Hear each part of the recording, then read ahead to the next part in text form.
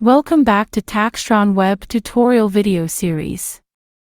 In this video, I will give you the brief demonstration about its remaining features. Please watch out the video linked in the description about other features. Image integration. In latest version of TaxTron Web, you can add your company's logo or banner in all client messages like engagement letters, e-payment notifications, and e-signature emails. This ensures easy recognition and is key to your success. To get started, log into your TaxTron Web account. Navigate to the Profiles section under your email address. Next, scroll down and select the Customize tab at the bottom. A new Images tab will appear, giving you the option to add your company's logo or banner. Let's start with the logo. Click on Select Photo, and then choose File.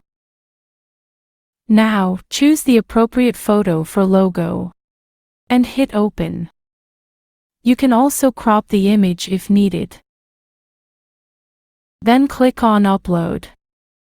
From now on, your company's logo will now appear on all e-signatures, e-payments, and client letters.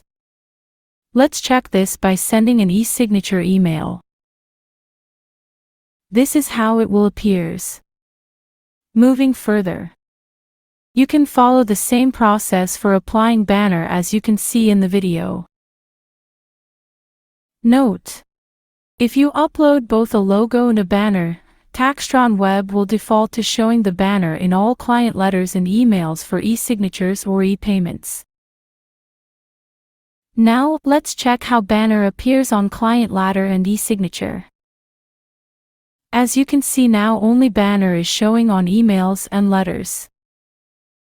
And that's how you integrate images, such as your logo and banner, into TaxTron Web. It's a fantastic way to personalize your client communication and make a lasting impression. Thank you for watching. Be in touch for the upcoming integrations of TaxTron Web.